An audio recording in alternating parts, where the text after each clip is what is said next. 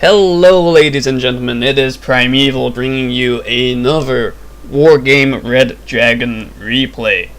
Today I am showing you a match that me and my friend Gold Elite played. We will be playing multiplayer in a 2v2 and both of us will be playing Soviets. I will be on the right flank starting at Delta and my ally Gold Elite will be here at Alpha, moving through Bravo Charlie up to Echo, while I will be focusing on Foxtrot and the main point of Golf, the main point that gives 4 resource points as opposed to the others, which are mainly 3 and 2. Our opponents will be playing, I believe one of them is a Eurocore, this gentleman here, Kirov level 3. And our other opponent, Grimfang, who will be playing I believe a US deck, a US Marine Corps deck if I'm not mistaken, so you might see some of those units more essential to the Marine deck or that come with them in greater quantity. And I do recall one of the enemy players drops out of the match at some point, so we'll see that. But despite that, you'll also notice that our friend, our enemy, who stays in the battle, is able to continue fighting with the extra resources that he had gotten, and actually gives us, myself and Goldie, a run for our monies. So let's speed things up here a little bit and get this match started and underway. Here I'm setting up mainly a tank column of T-62 OBR 1975, 1 T-64B. The match has begun. My Tor anti-aircraft BRDM free, very good recon. My T-72 command tank, BTRs all over the place, BTR command infantry, and a lot of other infantry supported by an SU-122. And immediately what happens here is the enemy drop napalm on this small patch of road. However, I'm not sure what the purpose of that was, since I was certainly nowhere near that point at the time. Meanwhile, Gold Elite is moving his Me-8 infantry, getting control of Charlie a lot faster than what I'm able to do with my ground forces. Incoming are a lot of mixed forces from both enemies, because they want to capture this Gulf point, which is worth 4 command points, and they are sending a lot of infantry via choppers, as well as some coming through VAB, the infantry carrying vehicle for the French army. And I am getting my command tank as well as some units into Foxtrot, while moving up some infantry into the forest, and some of it is still a little bit behind.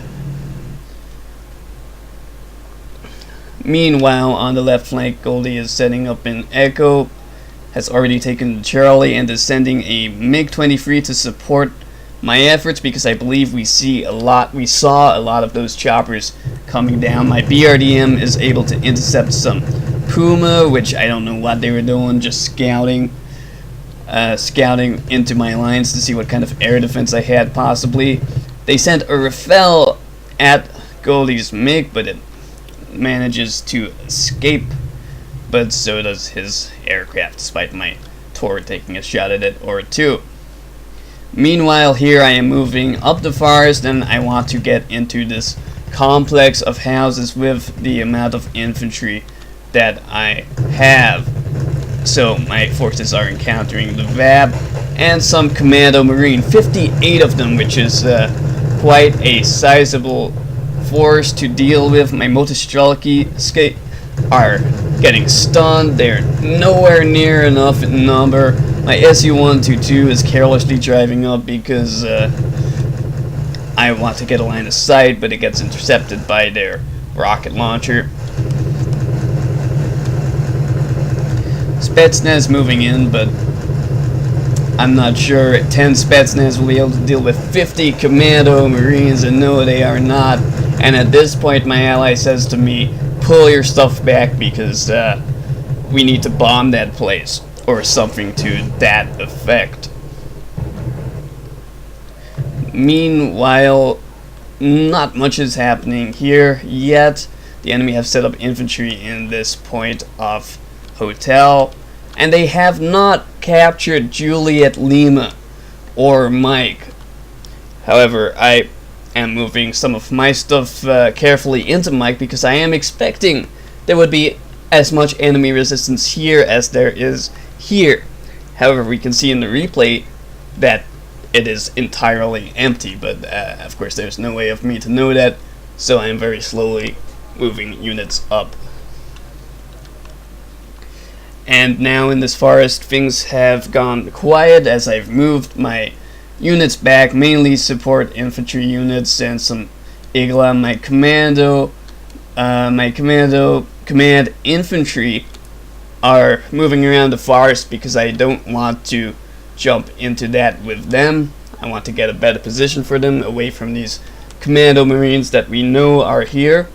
I am moving a Me-4 AV up as a support chopper, and here we have the first surrender, Kirov level 3 surrenders. I believe my ally Goldie was able to kill some of his Abrams tanks, and that prompted his leaving of the match. So unfortunate. However, now all of these French units, or all of the French units that were in the map already, that I can't actually find at this moment. Set some Roland here. Not actually a lot of units, but all of the command points are now gone to the American player, so he has double the amount of stuff that he can call in, as well as all of the command points ticking up going towards him rather than being split between two players. Moving up a BRDM free along here to cut off anything that wants to drive down this road. My Skrezhets are able to shoot down some hovering CH-46 chopper, or at least fire at them, harass the enemy. The low Skrezhets are really useful for doing this kind of harassment to the enemy choppers, and a lot of the time the enemy will not notice, as you see here, and I get the kill. It is also then able to shoot at these Hueys, open up and cause some at least havoc. Meanwhile, Goldie is dropping his bombs with the IL-102 on these houses, as he said he would. Takes out the entire Commando Marine regiment, which allows me to then move up into these houses later. I believe his IL-102 actually escapes from there, despite being fired upon by Mistral and Roland. I am able to get my command infantry into this forest and capture the point. They did not have a command vehicle here, which was a huge mistake considering the amount of units that they had in this area. My BMP-2s carelessly move up and are intercepted by some Legion, but now I know that they are there, and I'm using my Skrezhets, my assets of anti-infantry vehicles to kind of harass them. My T-62s are taking some rockets from these French Legion that I've set up in these houses. I'm moving up a BMPT, which is a very good unit. I've also moved up some command infantry into Mike and have captured that. So now we are definitely at an advantage for the point is taking up by pure command points. However, the enemy team are in the lead. Meanwhile, my ally Goldie is coming up into hotel, harassing them, moving some TO-55, some T-72A, and some BRDM free in to harass this point, as well as having some infantry in the back there. Meanwhile, as you see the enemy set up here, I am setting up in this forest with some Faggotroya, some ATGM, and some other things. I was halted again when I tried to move into this region. So, taking a look at the enemy setup in this point, it's a lot of infantry and not any vehicles at all. So, the best way to combat that would be using infantry of my own. He has got a lot of air defense, so planes might not be that much of an option. However, it is not the best. Actually, Roland Frees are pretty good, and there's quite a few of them. Goldie managed to kill he managed to kill the command unit in Hotel. The T-72 is now stuck in napalm, unfortunately. Doesn't make it out of there. It's driving into the napalm. Amazingly, managed to get out. I would have expected that thing to get stuck and die in that one point of health, with that 1 point of health that it had.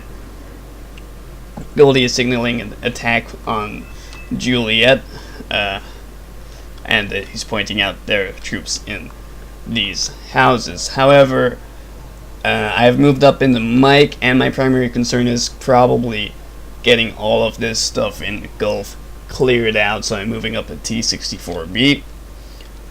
And I'm reinforcing my lines here, moving up some VDV to help clear these infantry. Moving up some T-62 here in response to Goldie's notification about that. And moving up some more infantry. Meanwhile, my opponent is finally moving into Mike, which is an opportunity that I let because I could have been here, but I was not. My line forces were all the way back here with my BRDM-3, which was not able to spot these incoming units, unfortunately. Meanwhile, the enemy has landed a command chopper in the Gulf. I think Goldie loses a MiG-23, which is a very cheap plane, so it doesn't matter anyway. Not sure what he was doing with that. Meanwhile, I am scouting forward with my BRDM-3s, and my T-64 and BMPT are able to open up on some US Marines that were revealed and destroy them. I also noticed that there's some Marines clustered here. The enemy are moving up with their LVTPs, and my forces here are able to intercept those units, but he is probably just scouting where my units are.